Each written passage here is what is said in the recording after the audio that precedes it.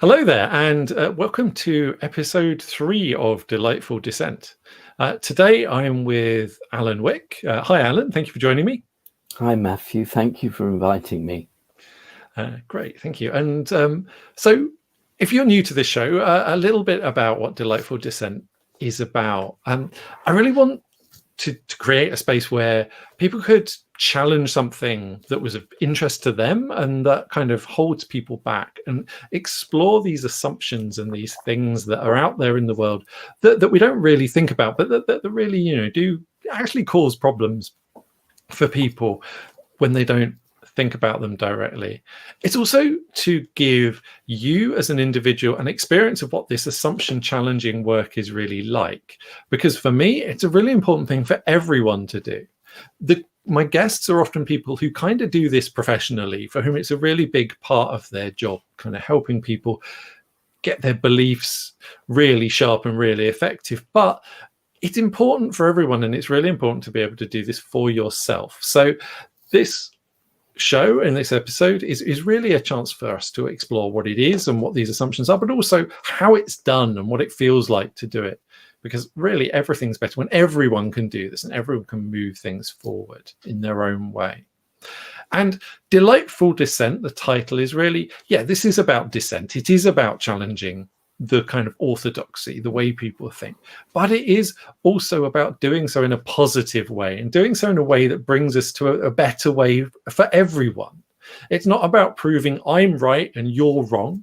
It's really about exploring our own views and being able to work with those and those of other people at the same time. And really importantly, this is about engaging. It's a conversation. It is a conversation between me and Alan, but it's also a conversation between us and the audience. You can comment on the YouTube stream, and if you do, we'll be able to see them, see your comments. So if you've got any observations or any questions that come up during the show, please do share them. We'll have some space at the end for to specifically answer any questions, but do share anything as it comes up. We'd really, really love to hear from you. It's really helpful to know how you're getting on and how you're feeling. Equally, if you have any questions afterwards, or if you're watching this on the recording, you can get in touch with us, with either of us, and there'll be details at the end about how to do that. So my guest today is Alan Wick, and I really wanted to talk to Alan because for me, he's got a really interesting take on business, and one of those people who has this deep track record in business, but in doing things very differently. He's never really followed the rules, and so I was really interested to get his perspective and get his views on things, because a lot of this is about kind of rule breaking, but in that really joyful way, and I think it's a really great thing I'm really grateful for him to join us here. So Alan, could I ask you to describe your work a little bit and the kind of people that you like to work with, please? Yeah, sure. Society likes labels, and if I have to give a label, it's business coach.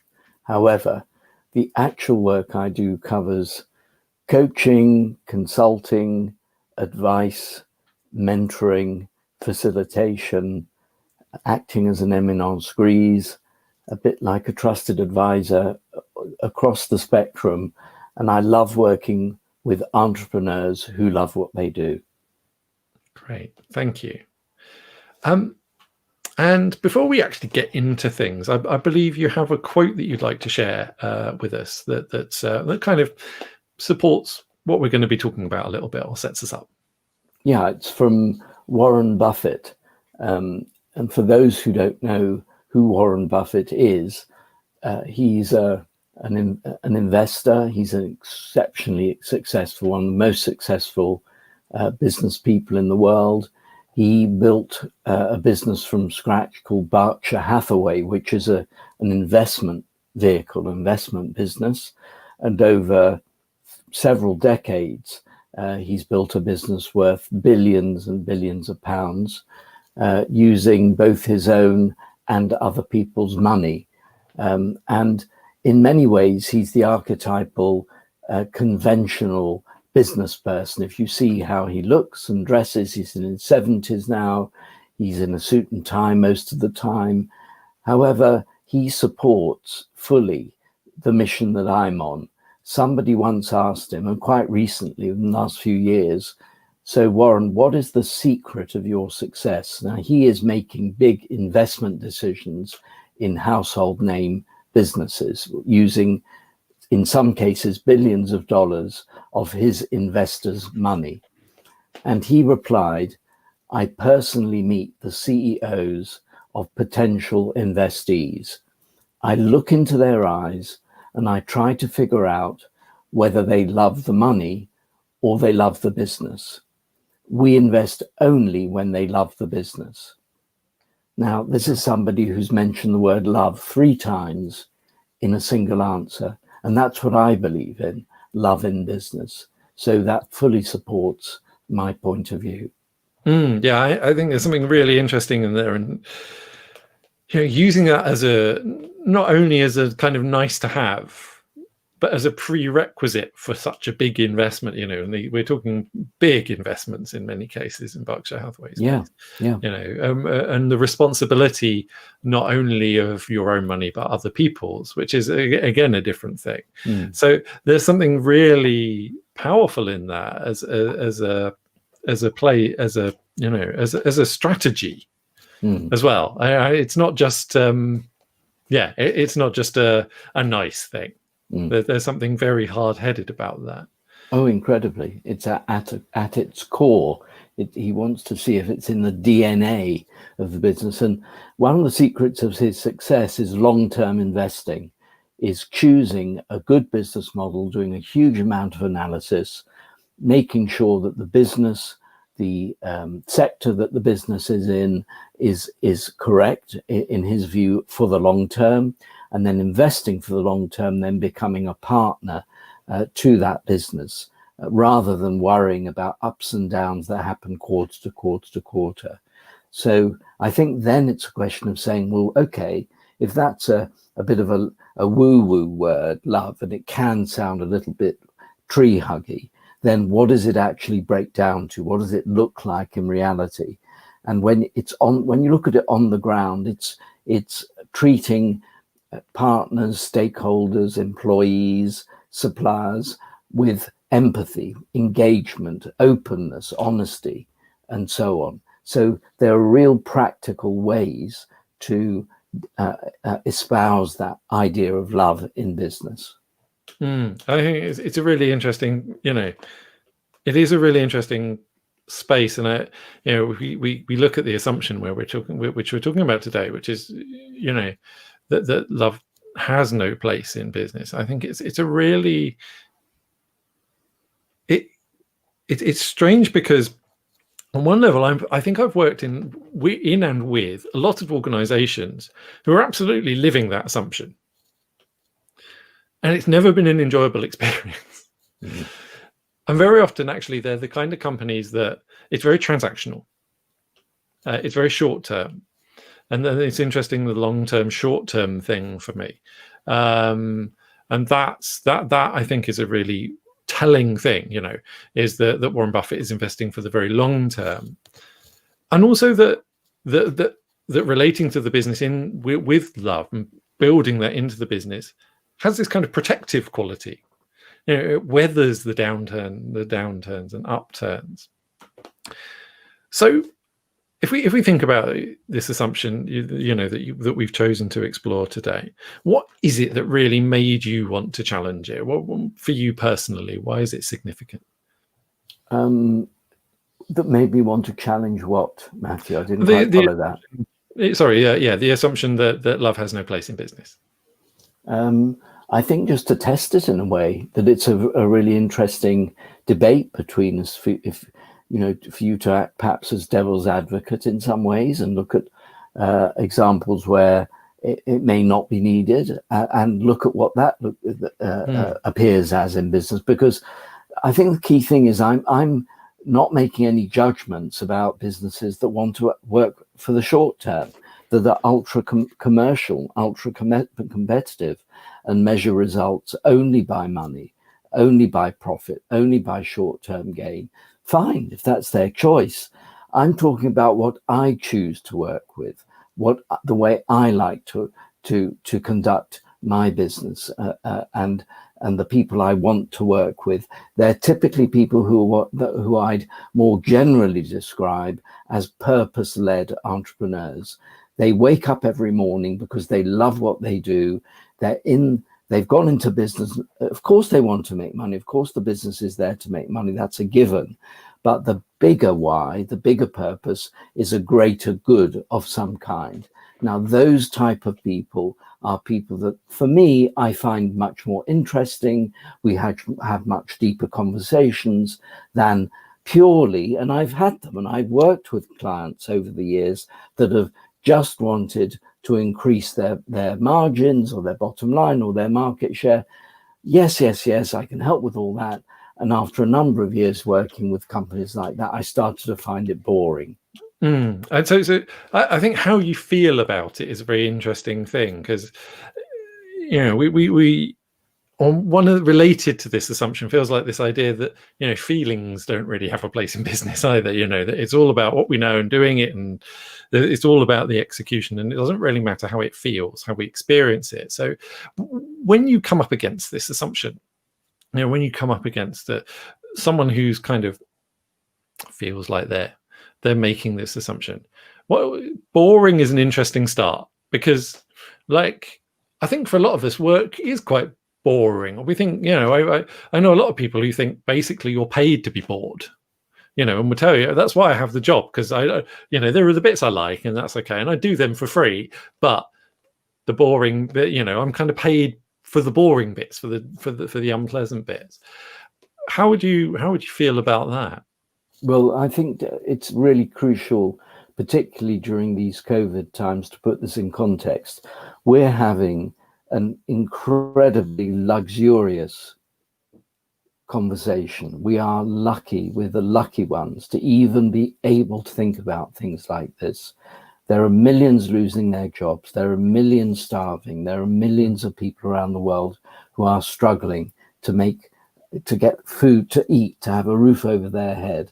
And then of those that are working, to be able to then have a choice about what we do, which you do, I do, and many of the listeners will do, is already an enormous privilege. It's a privilege within the privileged, I would call it. And so with that in mind, I can then I'm in the lucky position to make a further choice, that if somebody comes along and says, Alan, can you help me? I'm making this much now, and next year I want my company to make that much. And in discussion, if it appears that all their choices are based on just making more money, and not, for example, the effect they're having on the planet, whether it's environmental, the effect they're having on their team or their employees, the way they deal with them, and all the other softer stuff, the values of the business, behaviors and feelings, if that's not important to them, I'm then going to say, you're not for me, I'm not for you, here's the name of somebody who I think will be a better fit.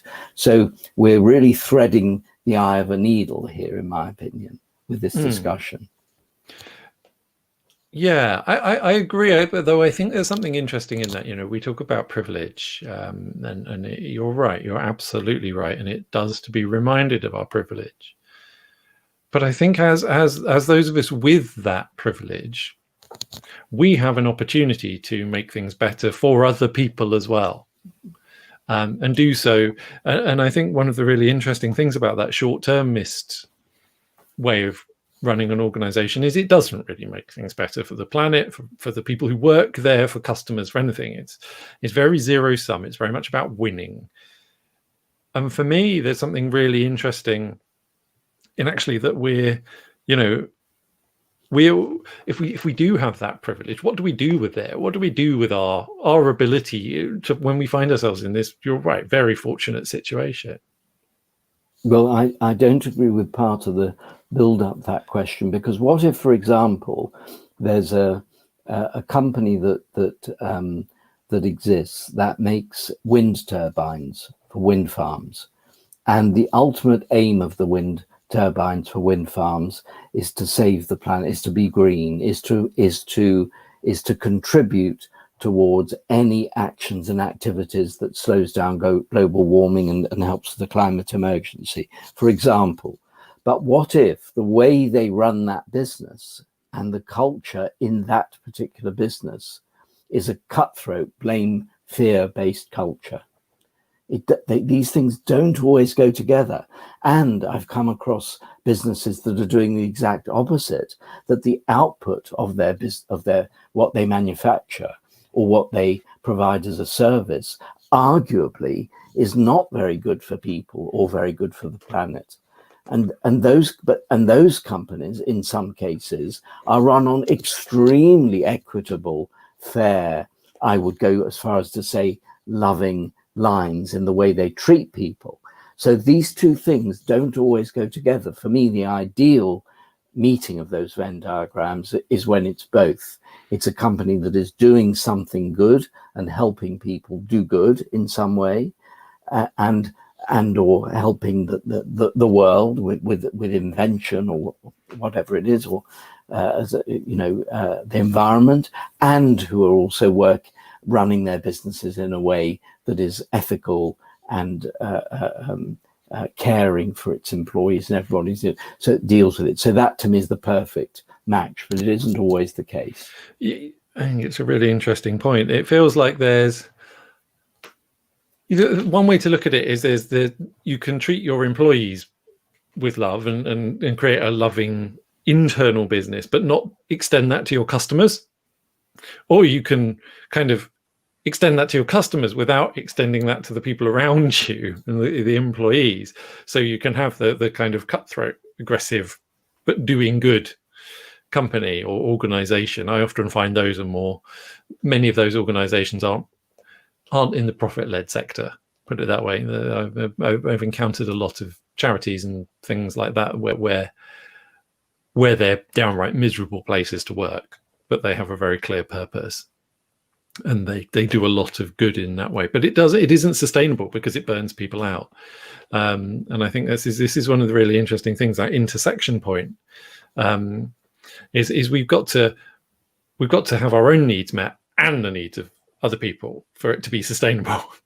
We can take, but eventually people will realize that we're just taking, and there's no point.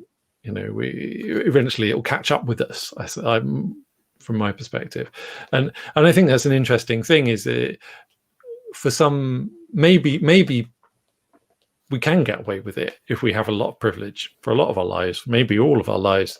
There's an interesting question about whether that really serves us as well, whether that's actually, whether that's a helpful thing.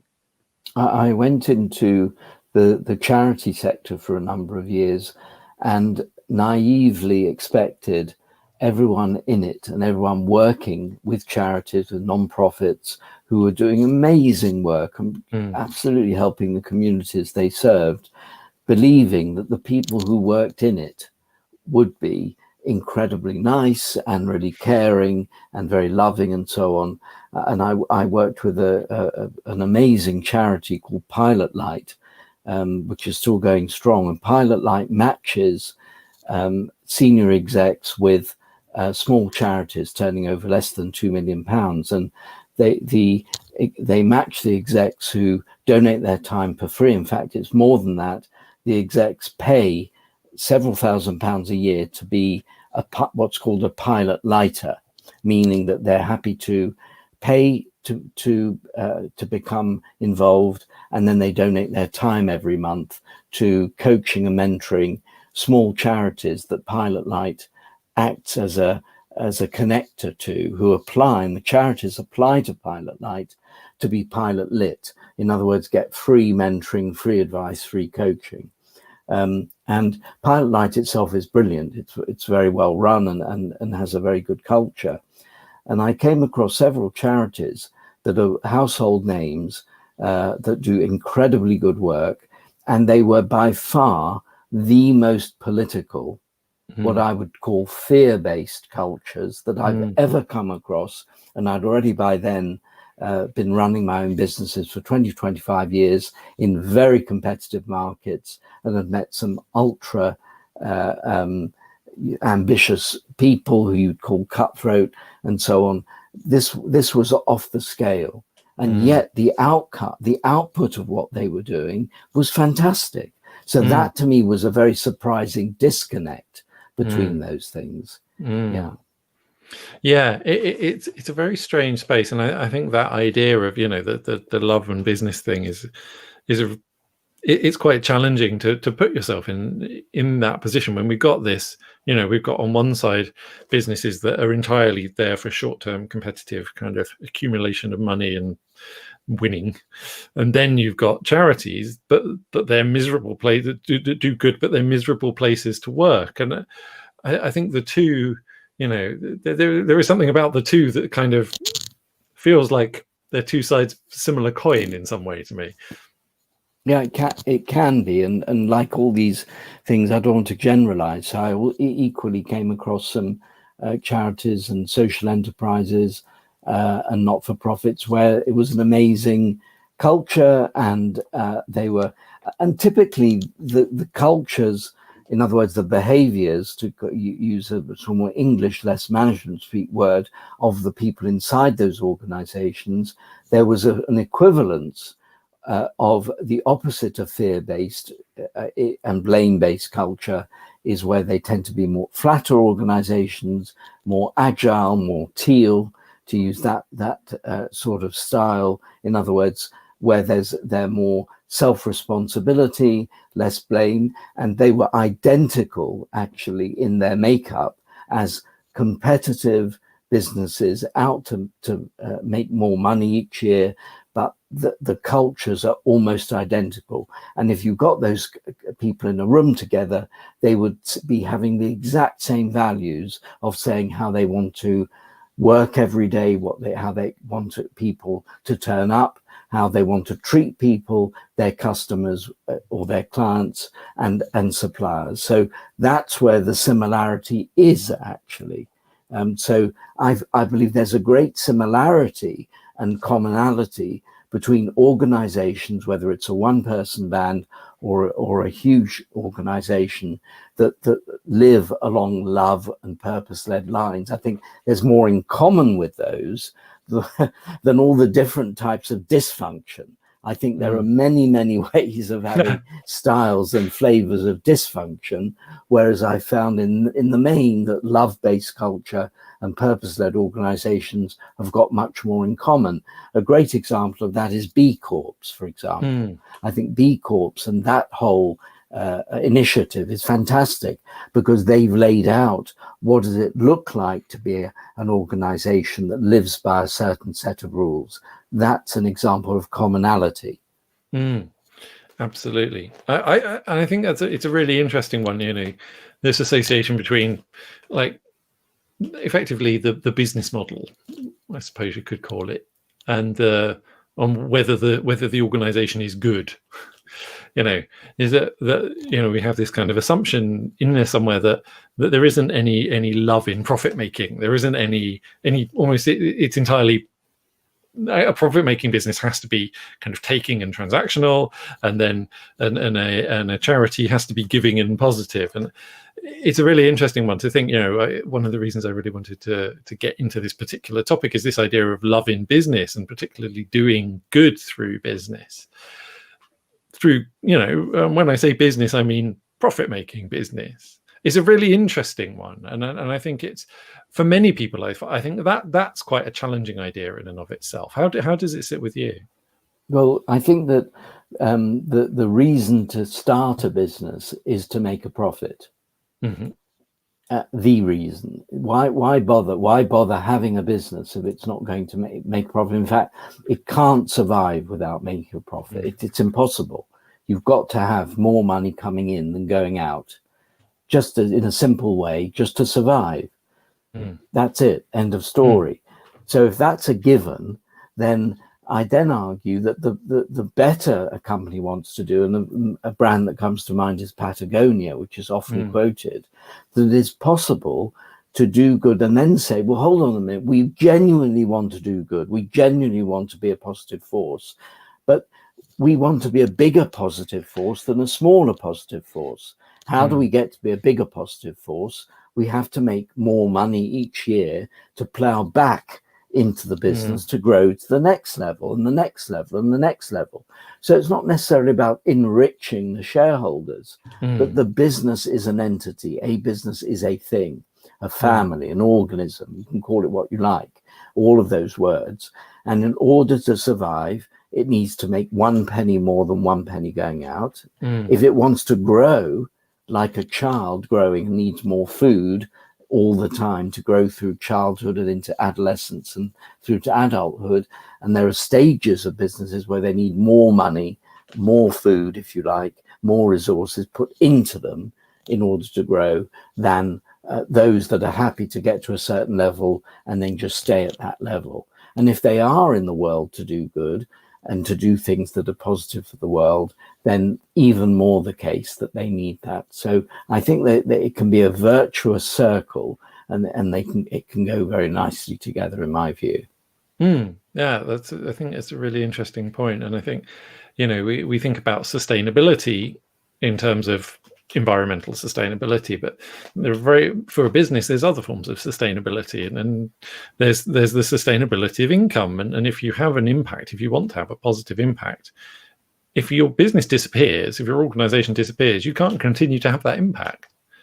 Exactly. And I'm sorry to get political, and I realize I'm on dangerous ground with this one, but I'm going to go there. And that is, there's this argument in political parties about which is more important, our beliefs and values or being in power. There's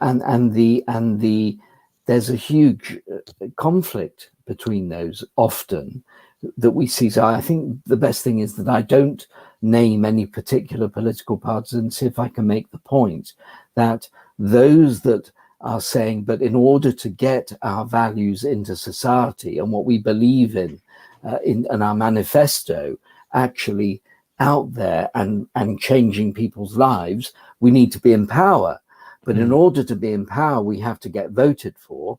And that may mean compromising on some of our values and our core beliefs in order to appeal to enough people to be voted in. I'd say it's a similar dynamic in terms of business. And I think many business people I've met over the years, and I'll include myself in my own businesses, I'll try and give you a live example, try to bring this alive with a real business decision I had to make years ago, which came absolutely down to a heated discussion, heated argument with yelling and screaming and falling out between a bunch of partners, of which I was one, when a huge commercial opportunity came up, and some of the partners felt we're not going there because it's going to drive a coach and horses through our values, and the others were saying, no, this is too good an opportunity to miss. Never mind about our values. And that was very simply, this going back many years in the days of apartheid, before Nelson Mandela was released and so on, when the company I was involved in at the time, there was a manufacturing company, and 80% of our business was export. So our distribution and export around the world was crucial to the business. We've never done any business in South Africa, and along came an opportunity with a very big opening order to do business in to bring us into South Africa. And we were a number of 6 minority shareholders. It was hell on earth, partneritis with a capital P. So nobody could we had to argue everything out. And we were growing business, we were young, and we were learning all this stuff. And I remember our chairman at the time had political views that were slightly to the right of Genghis Khan. And he was saying, well, I can't even believe we're spending more than 5 minutes on this. I can't believe we're even discussing it. But certain of the partners had very strong beliefs that we were not under any circumstances going to do any business with a company in South Africa that was all white, that didn't employ any blacks, absolutely was part of the problem, and never forget it, we're not doing it. Doesn't matter how much they're offering, and others with the counter view. In the end, after the arguments, we didn't do the business. We decided not to. And there's a lovely ending to this story. And I realize this, so it won't always happen. We took the decision in good faith, Matthew. We had no other context other than this is not right for us now, move on. And then a number of years later, so it was in the mid-'80s, a number of years later, what happened with Mandela, everything that happened that we now know.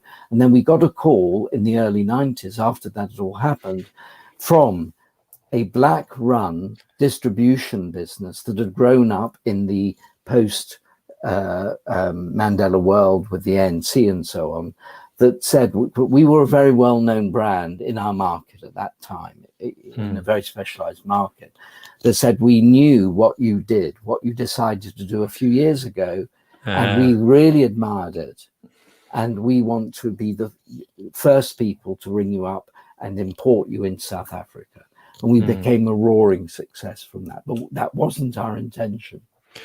I think that's one of the really big things for me is you know, and it again very much relates to this theme of love, is that there's something around love of committing even though you don't know. You know, you don't know what's going to happen, but yet it feels worthwhile to commit. It feels like the right thing to say, this is what we're going to do. And that uncertainty, you know, there's no way you could have known when you made that first decision that it was going to have that kind of positive, that specific positive benefit afterwards. But because it was aligned with your values and because it was a positive thing to do, it feels like it's actually very helpful in this space of uncertainty. And I think it probably comes back to the Warren Buffett thing originally. You know, I think when I noticed that some businesses seem to chase profit. They're always kind of, but the problem with chasing it is they're always behind it. You know, it's always like they're always the one that's like the one after the next big thing. And there's something about that love that's about taking a risk and actually going out, pushing outwards a bit. And I think there's something really interesting in that for me as well. And the fact that you did take a risk, you know, turning down a big contract is a risk on that level, yet it paid off. Yeah, and it might not have done. And let's just not be naive about this, Matthew, because Amazon is one of the most successful businesses in the world. Jeff Bezos is the world's richest man. His business decisions and what he's done has been absolutely innovative from the beginning, from replacing books and bookstores, going after long tail marketing with marketing the least popular books to begin with, and then going from there and having a grand vision, and all the image of them. And I have no inside knowledge of the way Amazon is run, the way the warehouses are run, is not love-based. No. And yet they're going to be decades and decades of growth ahead of them. And so as a commercial success, they're second to none. Goldman Sachs has been a commercial success for decades and decades and decades. And yet, I have no inside knowledge, but my image of them, and one of the stories I heard from a number of years ago, and I don't know if they still do this, is that every year the bottom 5 or 10% of performers are culled. And they are repeatedly one of the most profitable companies decade after decade after decade, and enriching their shareholders, their staff, their owners. I want to just us not to be naive about this. I really think it's a choice. All I'm talking about here is a choice of what I like doing, what I enjoy, the people I like working with, and the people that I relate to the best. And who are in business for something more than just making money. They enjoy the team feeling. They enjoy including people. They enjoy empathizing with their staff, with their customers. They enjoy looking after them. Enjoy looking after their suppliers in a fair way. And those are companies that I feel most attracted to, who I get on the best with when we work together, and have the longest term, deepest relationships with. Because you can then imagine I'll give you a sort of A and B extreme. Extreme A conversation with an owner of a business that's profit is numbers. Oh, we're 1% down here, we're 2% down there, we're 3% this, numbers. Alan, what can you do to help us get this number better, that number better? Advice. Next month or next quarter, the numbers are up. Well done, Alan, we'll hire you for another month. Numbers are down, you're toast. That's one extreme. The other extreme is numbers, and now feelings. Discussion, how are people doing? How's the morale in the business? Oh, somebody's had a tough time because they've had a medical problem. What are we going to do about them? How about the relationships between the owners? Discussion about that. So the discussions are much more balanced between commercial and cultural, numbers and feelings, and so on. That's what I like. That gives me a huge amount of satisfaction to have those deeper conversations with the numbers as well.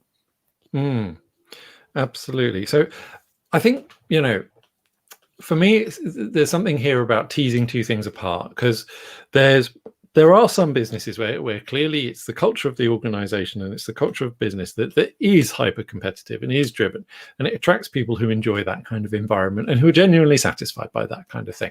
And that's fine.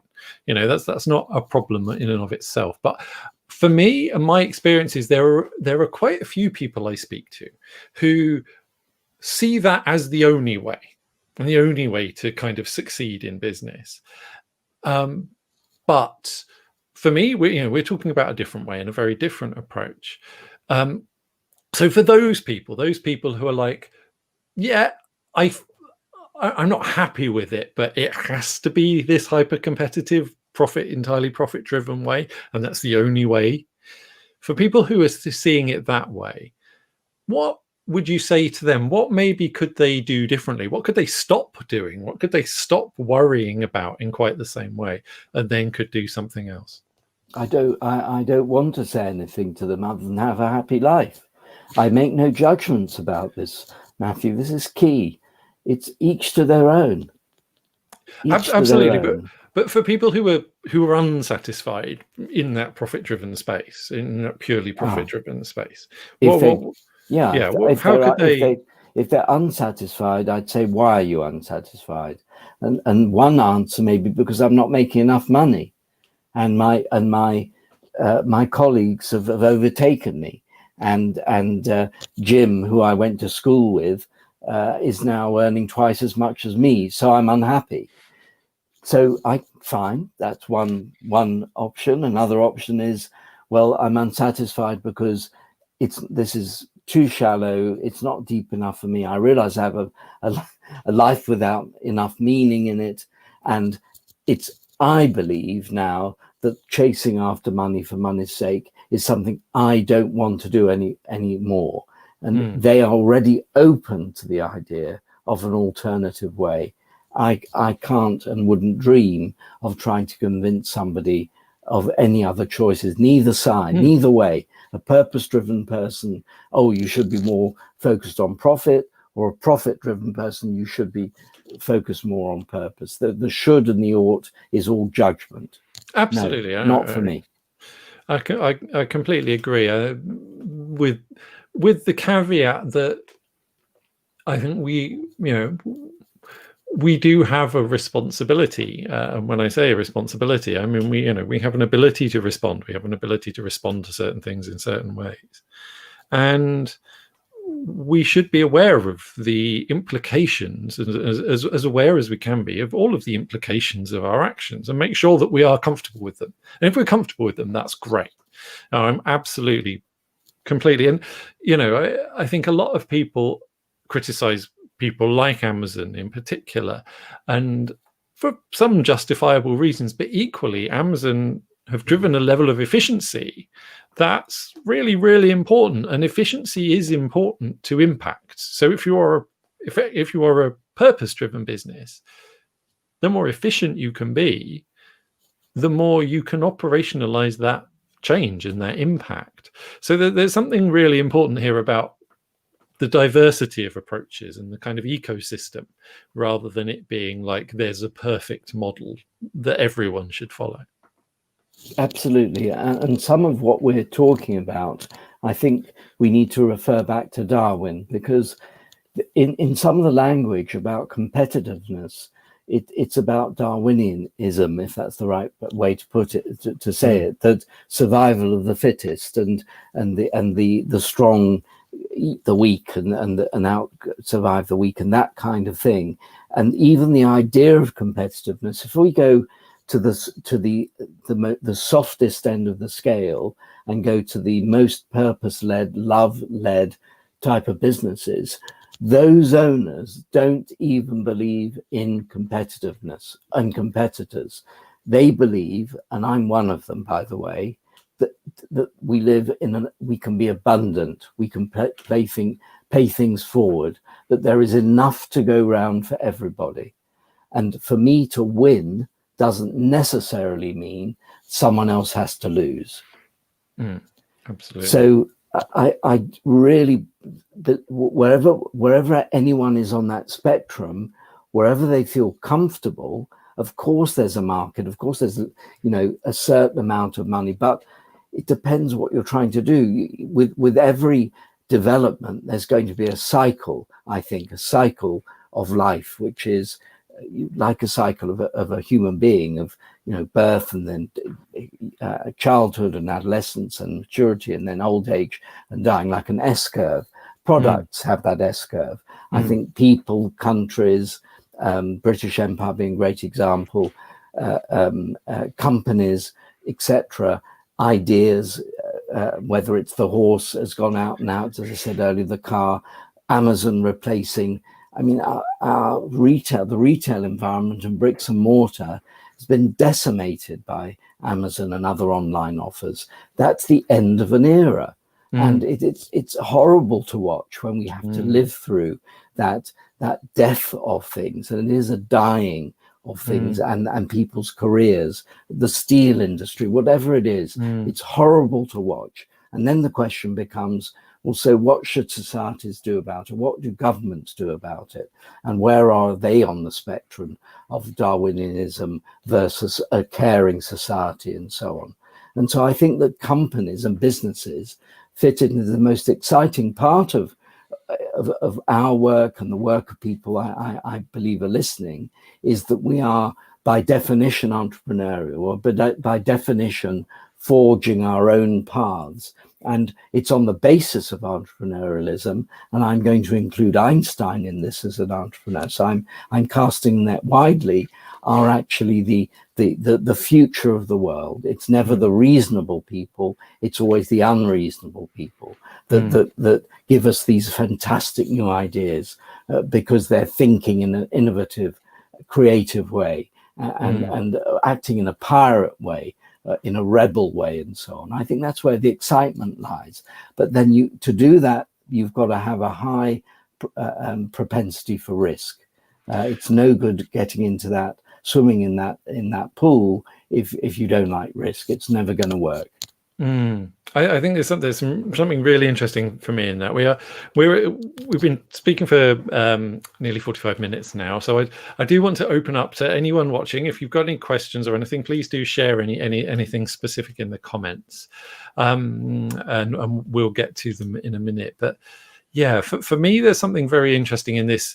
We're talking about love, and I think one of the things that comes out of this love business thing is love is this kind of soft thing, and it isn't challenging. And I think actually we're both misunderstanding business and love when we think of it in those terms. There's something in that rebelliousness and that challenge that does feel like, it does create opportunity and it does create change. And in that change, yes, there are always consequences. We seek to tread lightly, perhaps, but we can't leave no footprint at all. And so there's something really interesting in that about how you can rebel from this loving place. I think, is that something is that interesting for you? Yeah, definitely. Yeah. Well, I'm not the first and I won't be the last. And there's already some amazing books, and already some fantastic pioneers who've written books around why love is good in business. There's anyone who's interested, please contact me, and I've got a list of fantastic reading material on this. Love marks, that came from the guy from Saatchi and Saatchi, whose name I forget for a minute. Love brands, things that you can do when there's a connection, there's a passionate connection with the brand.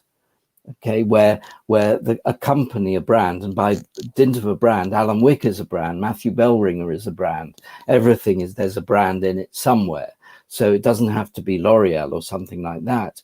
And having a passion for a brand, Hyatt Jeans is a great example of a tiny company in Wales that's got enormous influence, the Do Lectures and so on. So by having a platform of love, a platform of doing things in a particular way, it gives amazing power, because it's the influence that those companies, those brands can have with the consumers, with the public in general.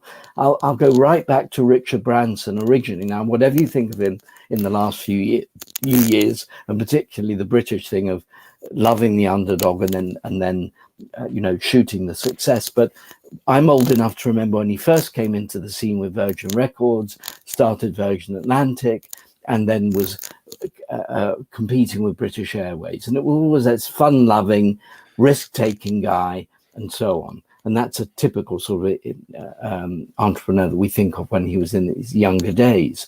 So the word is not meant to be fluffy. It is meant to be backed up with real actions and real behavior on the ground. For example, what I call tough love, radical candor, letting people go, which we have to do if we're running a business. It can be extremely difficult to do, and many entrepreneurs hate having to do it. But with love as a value, or at least a way of, even if people don't want to use the word love, what does it actually mean?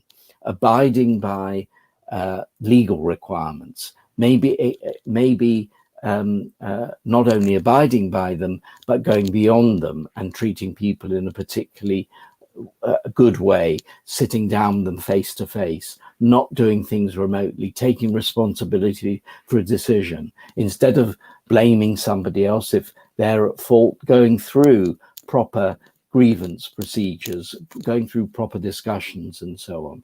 So even the most difficult decisions can be done with love at their heart. And I think that's where the rubber hits the road. In other words, where commerce meets culture, where there has to be decisions that match both of those. And if somebody is no longer contributing to a company or a different direction that a company has to take, then I'm sorry to say there are some tough decisions that need to be taken. Look at the way COVID has hit companies, the number of redundancies. There are ways to do that, and there are ways not to do that. Case in point, well-known airline that did their redundancies in a way that was roundly criticized and has ended up with some dreadful PR because they did it, in my opinion, in a way that was the opposite of treating their loyal staff in a loving way. But I still would have taken the same decision if I'd have been them. I would have done it in a different way. I think that there's something interesting in there for me around that relationship between like how you do it and the quality of it. Yes. And also, you know, thinking about Richard Branson and the kind of rock and roll thing, and knowing that there's some of that in your history as well. And I think there's something in that you know, that rebellious, challenging streak, and it, you know, no one like that kind of insipid, bland music, and for me, typified by Coldplay, you know, I find it really difficult to listen to because it doesn't do anything, it doesn't end anything, it doesn't push anything. And there's got to be a bit of edge, I think. I think there's a fear around that we won't be lovable, we won't be okay, you know, our business won't be attractive if it does have a bit of edge. And yet all of the best businesses that I know of, all of the best organizations, and from my perspective, the most interesting people are actually pushing something a little bit. And that does mean a little bit of conflict and a little bit of spark sometimes. And I think it's easy to mistake kind of comfort and love. And that you have that blandness, and I see so much bland marketing and so much like, you think it's not really saying anything. And I find it very frustrating because I think we've all got, we've all got something really interesting to share. Every organization and every person in an organization has the opportunity for real self-expression, ideally.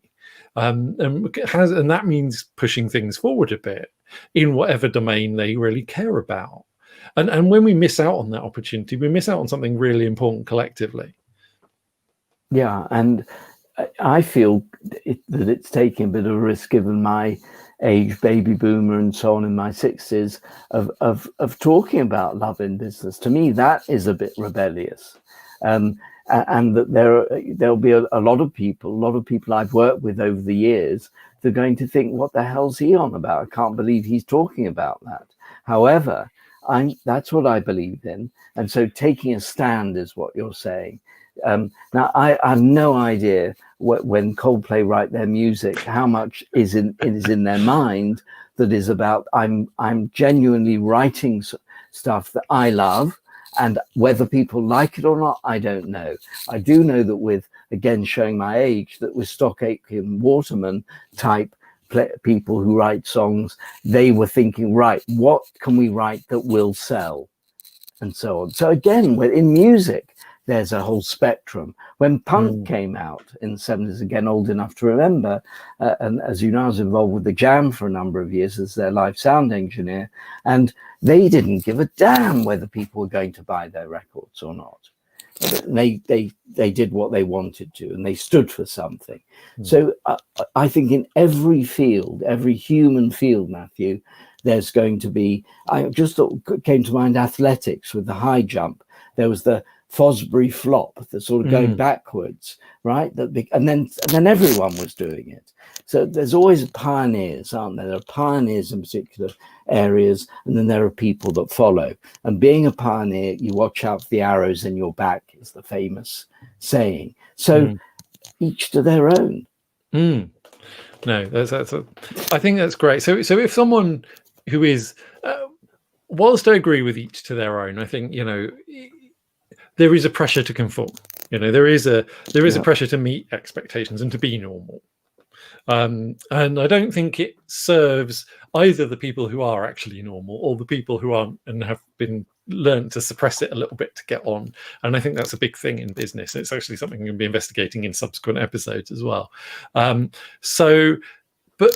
for you, if someone is identifying with what we've said and is really interested in doing this, but it's the first time they've kind of come across this, or they haven't really thought about it in detail, what one small thing might they be able to do? What one small step would you suggest for either a founder of an organizer, or leader of an organization who's thinking, okay, this is significant, or someone who wants to move in this direction at whatever level they're at? What would you suggest? Well, explore and really think about why they're in business. That's the question. It's as simple as that. What's your why? What's your purpose? What's the business's purpose? And if that hasn't been thought through and articulated, that's the important thing, and written down in some way, that would be, to me, the first step. And if it's difficult to do, or somebody needs help, of course, I'm happy to chat. There are plenty of people who do that type of work and help. And if nothing else, speak to friends or people in the business or colleagues to help them work out their why, their purpose. And that would be what I'd recommend as the first step. It's interesting. Yeah, I thank you. I really like that as advice. But my experience is, for many of us, finding purpose is an ongoing challenge, actually. It's always changing as well. And so I think it's really interesting to start engaging with that. And that that first step is absolutely really important. But for me, I'd add that, like, expecting yourself to get to complete clarity, yes, it's brilliant to be able to state it and have that clarity, but that's a journey as well. And my expectation was that I'd be able to get it quite quickly, and personally I didn't. And I'm still exploring that, and partly why I'm doing these shows. So I think for me there's something really, really important in starting the journey, but not necessarily expecting yourself to be able to get there either quickly or for certain in any great degree of certainty ever, maybe. Well, I would just encourage you and the many, many other people who find it equally difficult to do. It is a difficult one, to be gentle on yourself and to love yourself and love all aspects of your business, because without that, the journey will be tough, because there'll be lots of criticisms, imposter syndrome, all the destructive voices coming up while trying to find that purpose, and that's not helpful. And so that, I think, is where, if those of us on the call, or who are listening in, or listen in the future, who are parents who have children, we love every aspect of them. I mean, not every minute of every day, something a bit downright annoying, but it's about loving all of them, encouraging all of them. And I think a business is like someone's baby. And if we're not in love with our business, then why on earth would others be? Why on earth would they be? And so that to me is a place to start, as the ground to walk on. And then from there, I think anything is possible. Yeah, that's great. Thank you. As a place to end, I think that's absolutely wonderful. If someone's really enjoyed this and wants to continue the conversation with you, how would you like them to get in touch? LinkedIn, please. Okay, great. And is there anything specific you'd like to talk about? I mean, I know you're putting together a training program at the moment. What kind of thing? Is there anyone specific you'd like to talk to? Yeah, thanks. I've noticed over the lockdown in the last year, as I've been learning to what it means to go online, to try working with groups and so on, that I've been coming across a lot of small business owners and entrepreneurs who love what they do, whether it's the service they provide or the items that they make, but they don't necessarily love working with business, what I call the business of business. That they know they have to do it, to my point earlier, in order to be successful with their services or what they make. So I thought, well, why not actually run a training course called The Business of Business? And the idea at the moment, it's in development, is that it'll be a 90-day course, 12 sessions, so one a week over a 13-week period with a break in the middle. And it's split into 4 areas, 4 categories. One is to do with the future, looking forward, goals, aims, vision, that type of stuff. Another area is to do with money, attitude to money, as well as dealing with money and all the mechanics of profit and losses and balance sheets and all the rest of it. Another area is people, dealing with people. That's where culture, values, and so on, purpose comes in, employing people, working with partners, customers, and so on. And then another area is day-to-day running of a business. And that's something that I'm very keen to launch in the first quarter of next year. And I'd love to hear from anybody who is interested in finding out more, because I'm in a research phase of wanting to get feedback. So that would be really helpful. Great. So if that sounds interesting to you, and you might be interested in getting an early in and finding out more about that, then please do get in touch with Alan on LinkedIn, and I'll share the link to his profile in the show notes after we're finished. So yeah, that's great. Thank you very much. It was a fascinating conversation. I hope for you in the audience, it's raised some questions and got you thinking. Please do get in touch with either of us if it has, and we're always happy to have follow up and whatever. Thank you for the comments as we were talking. I'd like to shout out to Carlos, and yeah, sorry about the Coldplay comment. Clearly, I know it's not a universal opinion. So yeah. Yeah, the next episode, which is 1 p.m. instead of 5 p.m. In a week's time, so Thursday, the 26th of November, is going to be on the. We're going to be looking at the assumption you mustn't make the mistakes I did. And I'm going to be talking to Yaron Engler, who's really interesting background, and interestingly, another drummer who works with entrepreneurs. So there may be, I say interestingly, maybe it's a coincidence, maybe it's a selection effect. Who knows? There may be some bias going on here. But yes, so we're going to have a really good conversation, really interesting about that one's going to be, we're going to be talking about leadership and also masculinity and some of the really interesting stuff around how we lead and how we deal with uncertainty and mistakes and how we help other people with those as well. So I hope you've enjoyed today. Please do share it with someone if you're interested. That's the most important thing. Yeah, like it and whatever, but share how you felt about it with just one other person. If you've really enjoyed it, because that's what's really important. This is about how we're engaging with this stuff. I really want you to be able to do that and get out there and try it a bit yourself. So yeah, share how you feel about it and what it's moved for you and your position on it too, because you don't have to take our word for it. This is absolutely about you exploring what it means for you too. So thank you very much for watching. Thank you, Alan, very much for joining me. Thank you, Matthew. Cheers. Thank you. And we'll see you again soon. Bye. Bye.